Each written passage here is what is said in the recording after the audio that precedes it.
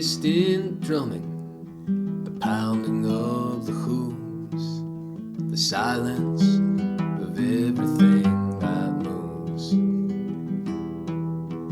Late at night you'll see them, decked out in shiny jewels, the coming of a caravan of fools. Like the wings of a dove, the waiter's white glove seems to shimmer by the light of a pool. Some dull blinding winter, when you can't help but lose, you're running with the caravan of fools.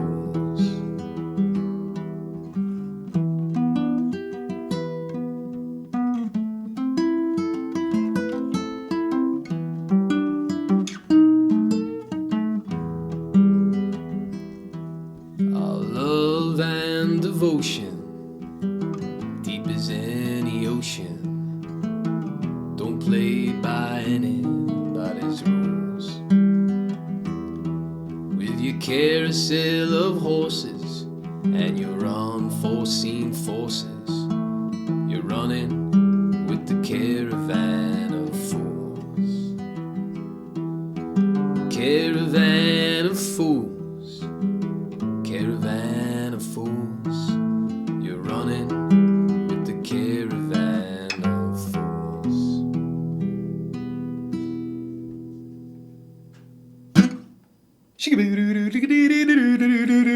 Mike's Music Method. Come on in, y'all. We're doing another John Prine off the Tree of Forgiveness album. I've been on a Tree of Forgiveness John Prine kick. So check out some previous videos or just go to the playlist, John Prine. Not only Tree of Forgiveness, but I got tons of Prine tunes here.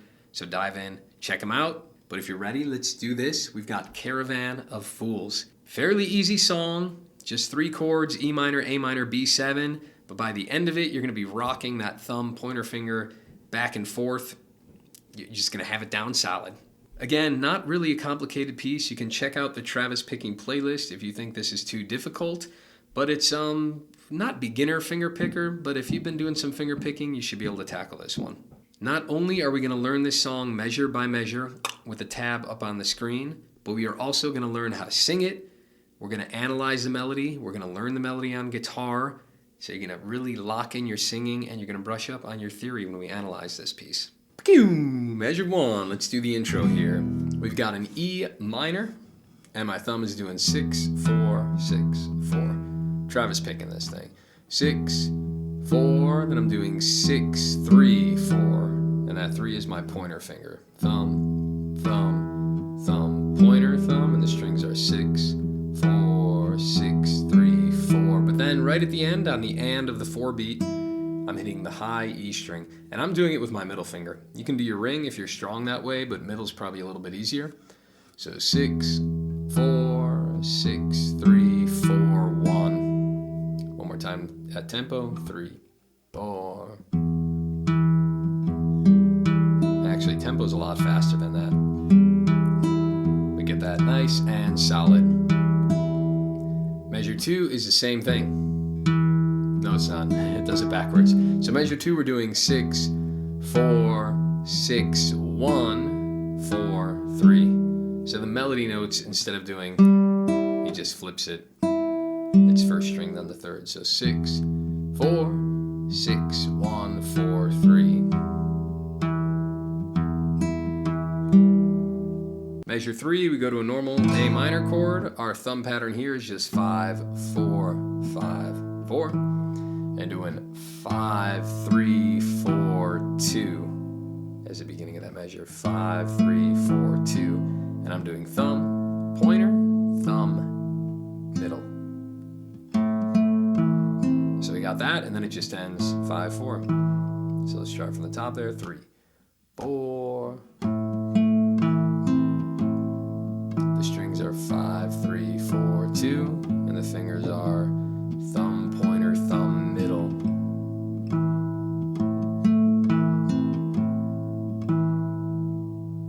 Measure 4, we've got a lot of index finger work here.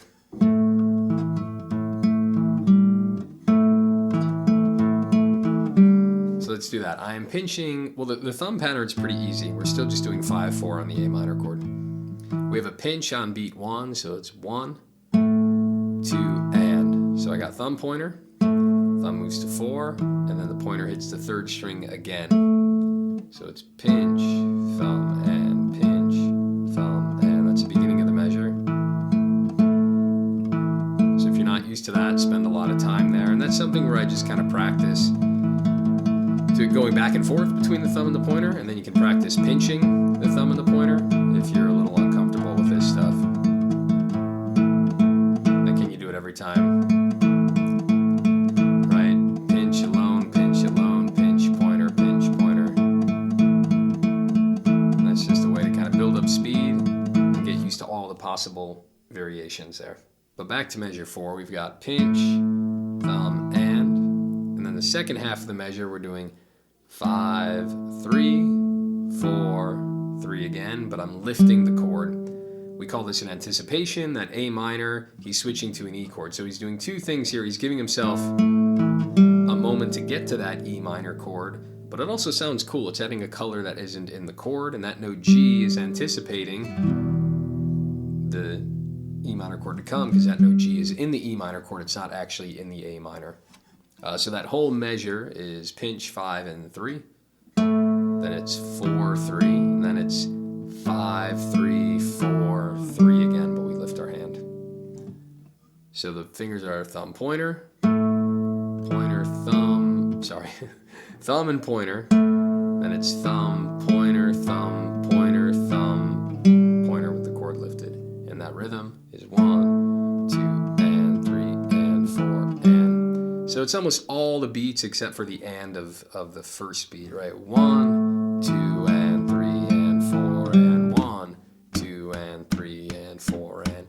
If you got it, jump ahead. If this is tricky, I would just play that first, like 1, 2, and 3, and 4, and pinch, 2, and 3, and 4, and. Then you can practice lifting the chord at the end. So one more time all together. 3, 4, 1. You got it. Measure 5, a little different than measure 1 here. Back to the E minor. Just more rhythmic variation on that E minor.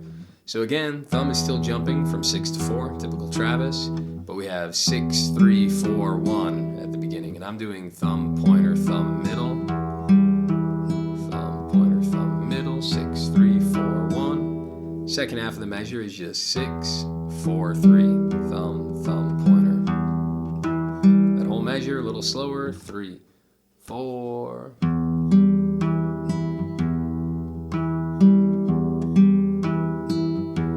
To be honest, I'm a little more comfortable doing it with my ring finger on top, just because I don't have to move my hand. But I know most players won't feel that way, and that's totally fine. Measure 6 gets a little goofy, and I urge you to go listen to Prine do it.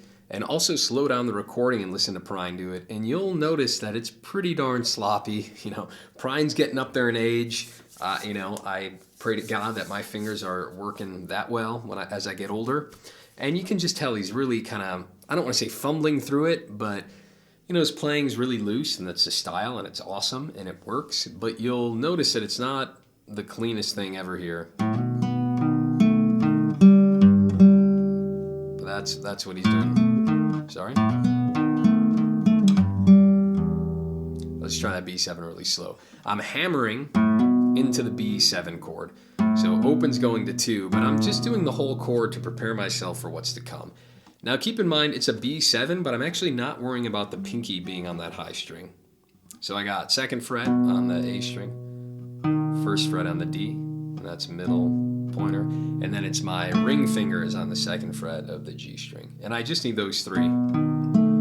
If you're a real beginner, just think of an E major chord, and then swap your ring finger and your pointer. And we get that. So we go from this to this. Usually we have our pinky as well on the high string, but he's never playing that string, so we're going to keep it simple. Just note, it is not a typical thumb pattern. Our thumb's going to be doing 5, 4, 4, 6.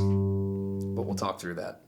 I got that hammer on the A string, but remember, I'm just hammering into the entire chord because I'm coming out of that E minor and figured why not just take advantage, get all the fingers down in one big hammer-on. Then immediately I'm hitting the second string open. So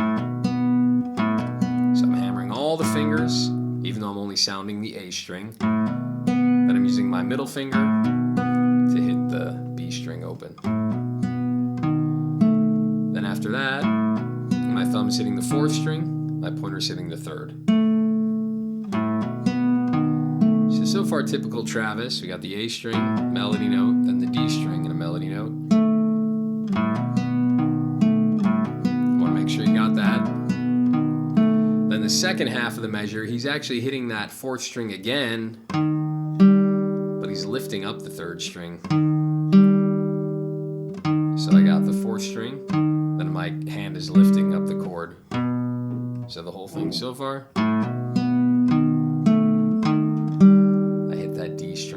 So the thumb pattern's going to feel a little funky because we've got 5, 4, 4, lifting the chord but keeping that pointer finger pinned down there because he's getting a different bass note. So after we do that, I'm going to the 3rd fret of the 6th string and I'm bending it a little bit, but then I'm hitting open on the 3rd string again.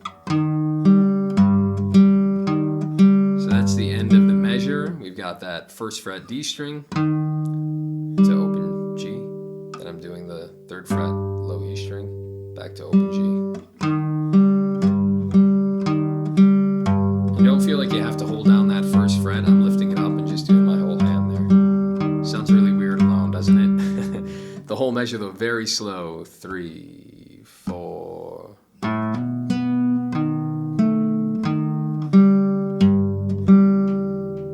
3, 4.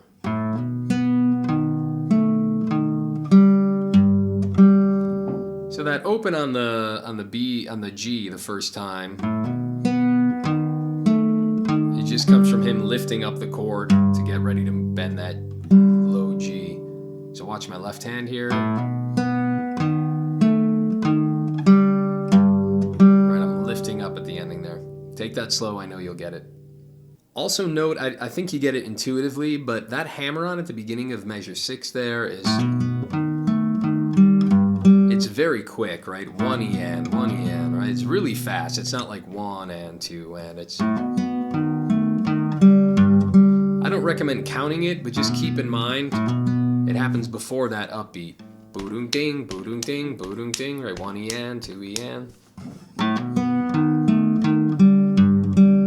I think you heard it, but just something to keep in mind. It's a 16th note. E minor. Let's do this one. We have another tricky thumb pattern. Probably not as hard, but it's 6, 4, 5, 4 are the string sets. So a 3-string thumb pattern. But we also have a hammer on when we do the A string. And it's a fast one again. 6, 4, hammer on the 5, 4. So we got the E minor chord. Let's talk through it though. We have 6, 3, 4, 3, and I'm doing thumb, pointer, beginning of the measure, starts easy enough. Here we have the quick hammer on the 5th string. And I'm just lifting up that middle finger there on my left hand. And after that quick hammer on, I'm going back to the 3rd string. Then the thumb is on the 4th to the 3rd. So I got that hammer on the 5th,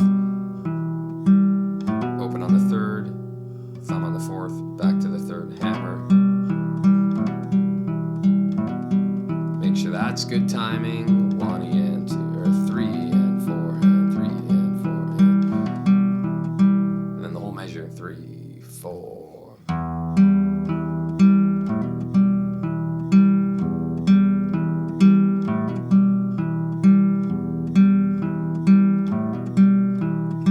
Yeah, then let's just go to measure 8 here.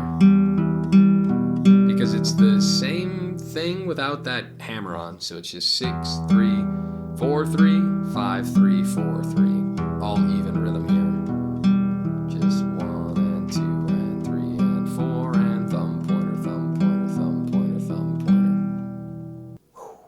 That was the intro, and you kind of got the entire song. Let's do the intro here right now. There'll also be slow runs at the end of this video, but let's just run through it, make sure we got that before we do the verse. Measure 1, 2, 3, 4.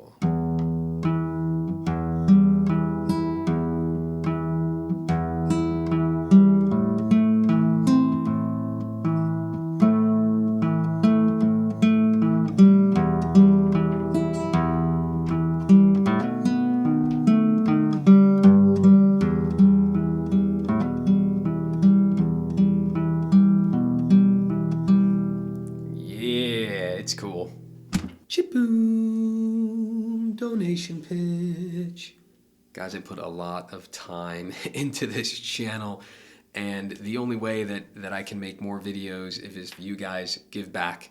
But remember, I don't charge because there's a lot of young people out there, people having hard times financially, and people who just like can't prioritize music financially in their life.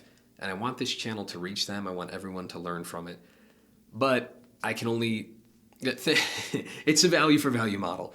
Those of you who can support and actually have the means to do so, if you guys do it, then it keeps the channel going. It keeps it free for everyone else. So consider your donation a charitable act, because by you donating, I don't have to put this stuff behind a paywall. So it keeps it free for everybody. So when you give, $10 a month, $50 a month to Mike's Music Method, whatever it is, it's the value for value model. That means that money is going towards me making more content and you helping keep it free for everybody else out there. It's the value for value model. Guys, I would love to make this my day job and crank out tons of awesome content, make more videos, dive into more theory related stuff and fretboard related stuff, but it is difficult to find the time. I've got my 4th kid coming real soon, and I teach private lessons. So the more you guys give, just know that the more content I'm able to crank out for y'all. And it's up to you. Maybe every time you learn a song, it's $10 that you donate. Or if you're consuming this channel regularly, give $40 a month. Can you spare $100 a month to support the arts? It's up to you to make that decision, but please consider support. To everyone who already is donating, I know I'm not super active on my Patreon, but I think you guys get it. Like, know in your heart that what you're doing is awesome and you're keeping me cranking these out. And the whole goal here is to have a whole bunch of free content. So patrons, please know that I deeply appreciate you. You're making these videos possible. Catch it. Did you catch it? Try again. It hit you. It hit you that time. Right in the cheek. All right. Onward with the video. Let's do it. This is going to be easy, y'all. This is where you start singing, and it's basically the same thing. Of course, the song has a little bit of variation all the time. As you noticed in that intro, it's even hard to keep that exactly how Prine is doing it. But once you get it, I really wouldn't worry about it. Just trust your fingers. You can do your own natural variation. It's going to be fine. But let's talk through the first verse. This is what I heard the first verse. Again, it's going to be different some other verses. That's okay. So measure 9. The rhythm is 1, 2, and 3, and 4, and the thumbs alternating. But we got 6, 4, 3, 6, 2, 4, 3. Repeat that as needed, but we'll just keep going. 6, 4, 3, 6, 2, 4, 3. That's the same in measure 10. Then we go to the A minor here in 11, and we're going back and forth between 5 and 4, and we got 5, 4, 2, 5, 3, 4, 5, 4, 2, 5, 3, 4. And there I'm doing thumb, thumb, middle, thumb, pointer, thumb. And same idea, I'm kind of keeping the pointer's locked on the 3rd string for the last few measures, and the middle's on the 2nd. And then we do that again. No, slightly different in measure 12 here. We got an and beat every time in the melody. 1 and 2 and 3 and 4 and it's thumb, pointer, thumb, middle, thumb, pointer again, but we lift the A minor, given that anticipation we saw before. So it's the string sets are 5, 3, 4, 2, 5, 3, 4, 3 again, but lifted. Then we go down here, pardon me while I scroll, to measure 13 back to the E minor, which we saw before. 6, 4, 3, 6, 2, 4, 3, thumb, pointer, thumb, middle, thumb, pointer. To a B7, but it's not as goofy as it was in the intro because he's singing. And the vocal is very loud in the mix, but I think this is what's happening. You can kind of just get close enough. I'm doing 5, 3, 4, 2, thumb, pointer, thumb, middle on that B7 chord, if you can see it. And then he does kind of the same thing, 5, 3, 4, 3 again though, and he lifts it. So we have 5, 3, 4, 2, 5, 3, 4, 3 again. And the fingers are thumb, pointer, thumb, middle, thumb, pointer, thumb, pointer. Anticipating the E minor again. Then the E minor here in 15. I think we saw that at the intro, just 6, 4, 6, 3, 4, 1. Then the next time it's 6, 4, 6, 2, 4, 3.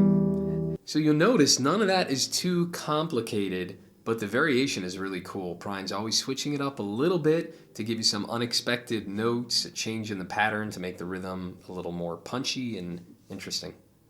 That's it. We're going to talk about the melody and singing it in a minute, but let's get through the coda here. Measure 17, when he ends the song, he does this B7 to E minor a little bit different.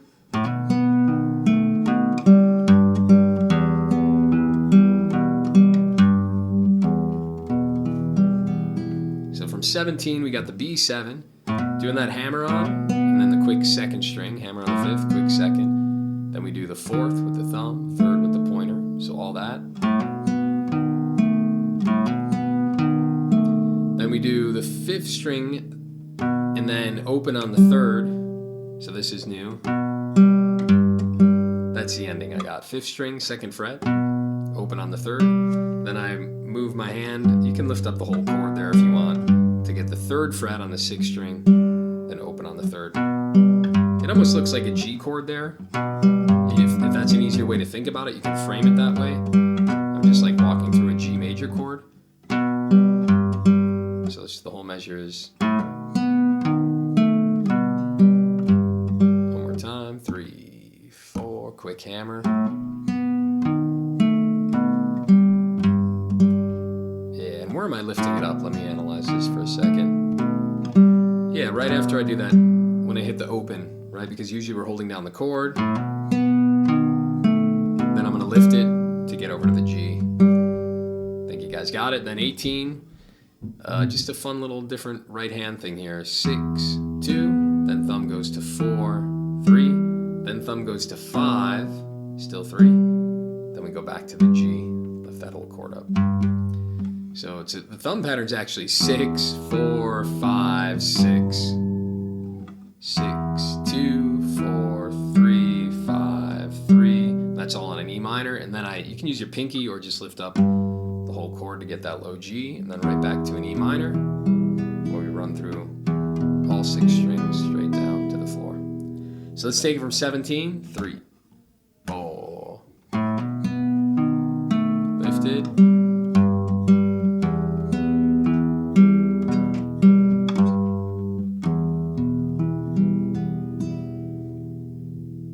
that's the whole tune. Oh yeah, let's learn to sing this thing. Before we get into the melody, let's just roughly run through it once. We're on that E minor. You can just, my method is strum it first if it's hard. Then after you only strum it, maybe you're doing the thumb pattern. Let's try with the thumb. The dark and distant drumming, the pounding of the hooves, the silence of everything that moves. And then maybe you add just one finger, like we can do every time, thumb, pointer, just keep one simple pattern going. The dark and distant drumming, the pounding of the hooves, the silence of everything that moves. And that already sounds really cool, just keeping that one pattern going. And practice as slow as you have to. Maybe you're starting with just the chords. The dark and distant drumming, the pounding of the hooves, the silence of everything that moves. And slowly build the complicated finger pattern over time. It might take you a while. That's normal. Do not sweat it. But let's dive in here and really fine tune our singing. This is a low one, so if this is too low for you, watch how I'm doing it, and then just throw your capo on the 3rd fret, 5th fret, experiment, and do the same thing, just with the capo on. So here we're in E minor. Start on the open D string, 4th string, and then we go to the 2nd fret. The dark and distant. Then I'm playing open on the 3rd string. The dark and distant. Then right back to the E, 2nd fret on the 4th string. Drumming, the dark and distant drumming, the pounding of the hooves. And there I'm doing a low G, 3rd fret on the E string. Then open on the 5th, pounding, bring it up to the 2nd fret of the back open hooves. Guys, I really recommend that everyone should learn the basics of notation. You can get this really generic, I'll link it down below, but just get that really generic Hal Leonard Guitar Method Book 1. It'll cost you like $9, something like that. And just learn the notes in first position. This might be like a 3-month project, or maybe you're only spending 5 minutes on it a few days a week. That might take you 6 months. But do it. Just something about knowing the names of the notes here and how many frets they are apart. It's foundational to, unless you know that, it's going to be really abstract and way more complicated than it needs to be to learn any theory. But if you can just get those notes down in that basic position, all theory is going to be so much easier because you now have a practical application. Like even just playing a C chord and knowing like, oh, that's a C, that's an E, that's a G, that's a C, that's an E. That gives you so much information theory-wise, because now I know, oh, a C chord is just C, E, and G. And oh, look at that relationship between the C and the E. Like now I know it's not C to C sharp, it's not C to D, it's not C to D sharp, but it's C to E. So now I know how many steps are in between those two notes. And then the next one, which is a G, and you go, oh, that's always going to be a major chord when I know that distance.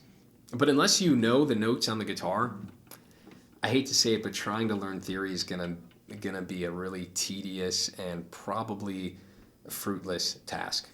But anyways, that's my theory rant. Let's keep going here. We had the dark and distant drumming, the pounding of the hooves.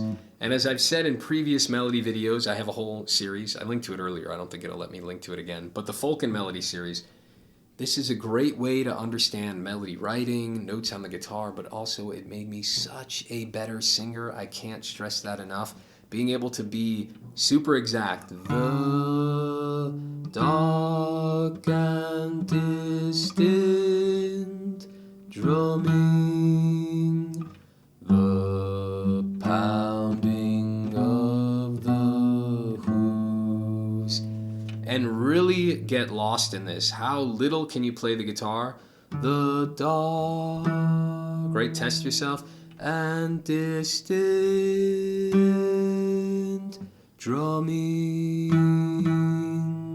the pounding of the hooves. Well, let me teach you this part first. The silence. We have, this one's tricky because he's so low and he's kind of talking it. I don't know if he's going for the G, 3rd fret, and then the second on the A string, G, B, B, the silence, or if he's just going, the silence, the silence. He might be singing the low E there.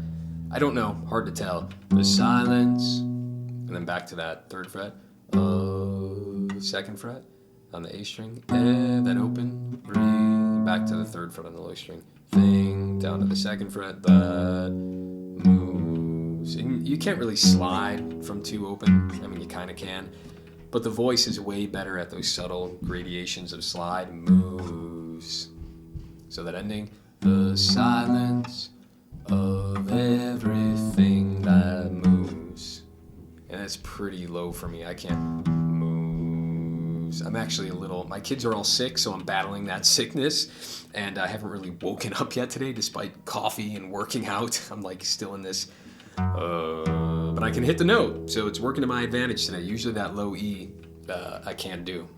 So the whole melody, one more time from the top on the guitar. We'll go slow and really try to find the pitch. And when you're doing it on your own, do what I did before. You might be like sloth slow, and there's a lot you can learn from the sloth I learned that from Tim Anderson over at OS.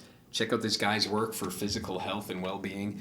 But doing any exercise or activity at sloth speed, if you can actually do it, you may, oh, that's easy. Well, try and do it and actually do it. Doing anything at sloth speed is super helpful.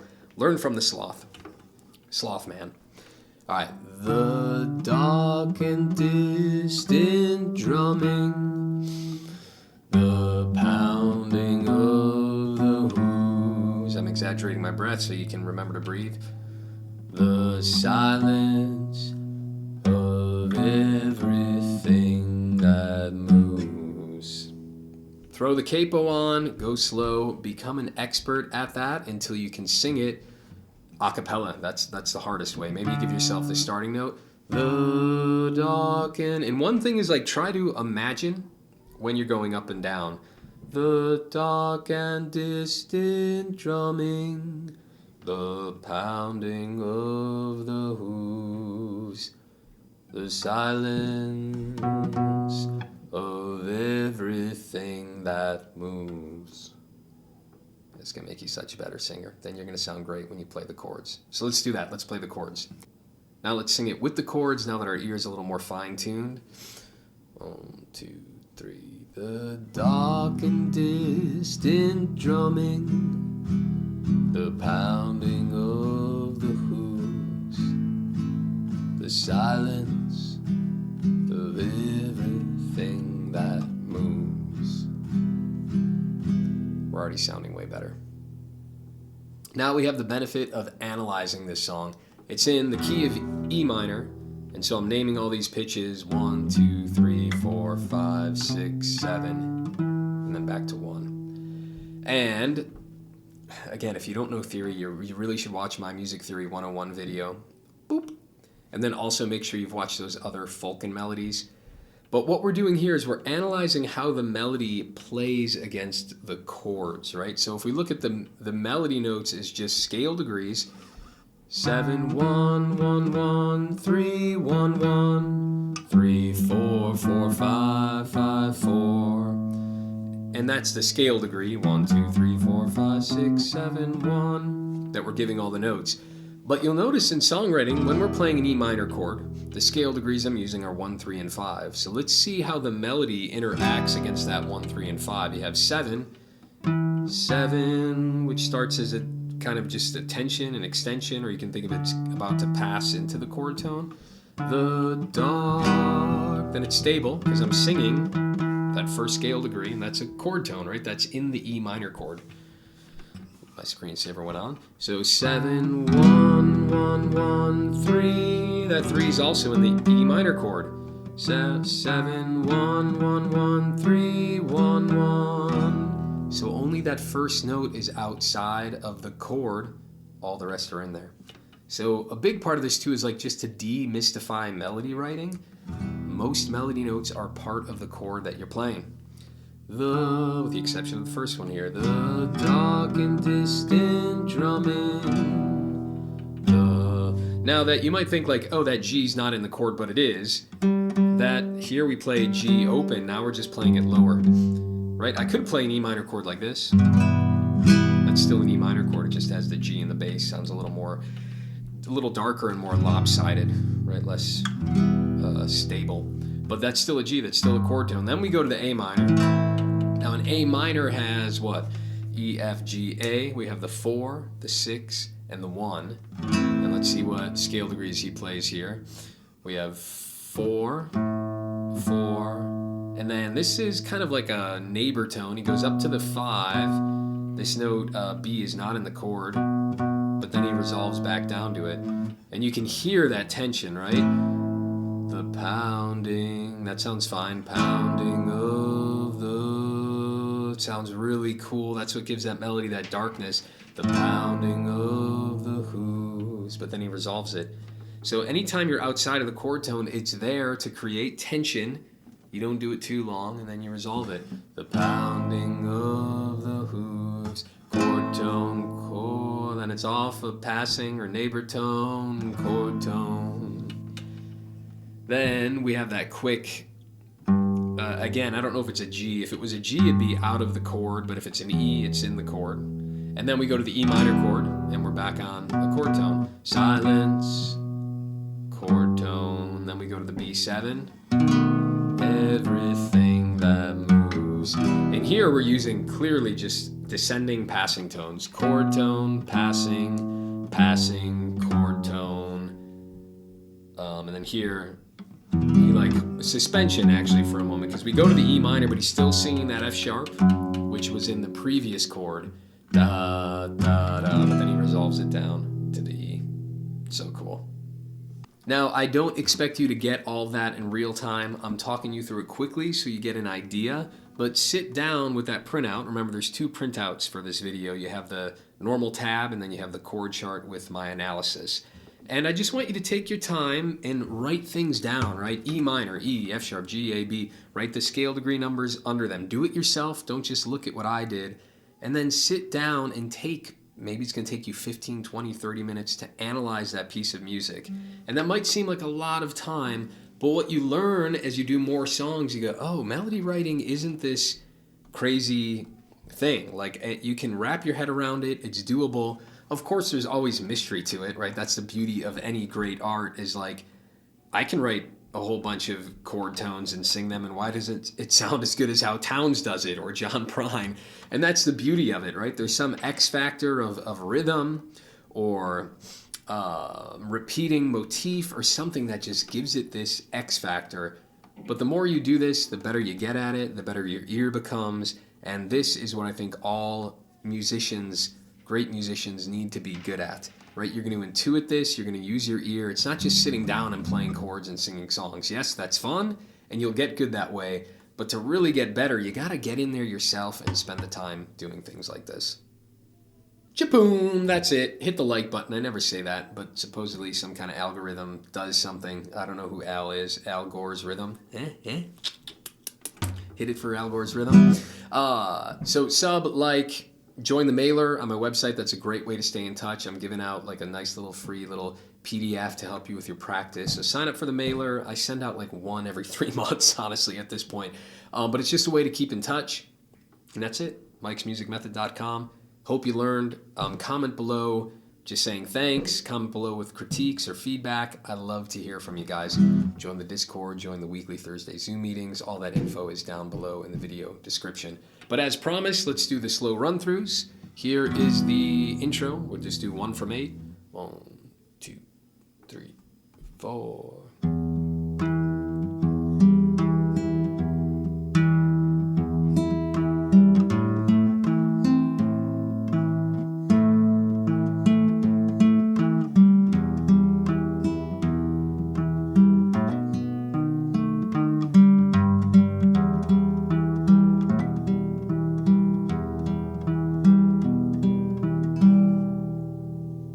Let's do the verse. We'll loop it a couple of times. So we'll do, 9 to whatever it is, 16 a few times in a row here. 2, 3, 4.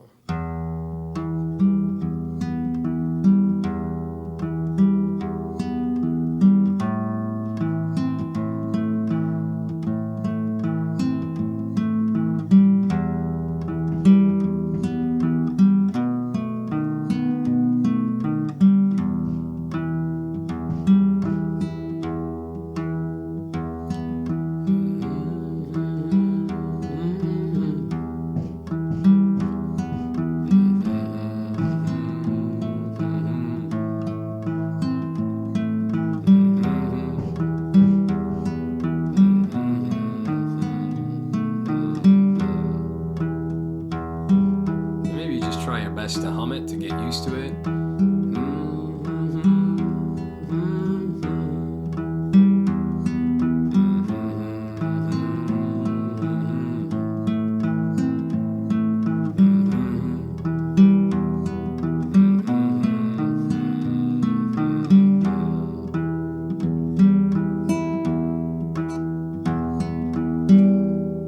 Yep. Let's just do the coda real slow from 17 to the end. 3, 4.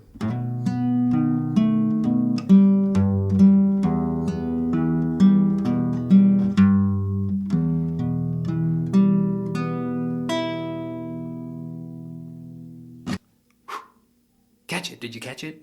Try again. It hit you that time, right in the cheek. All right, onward with the video. Let's do it.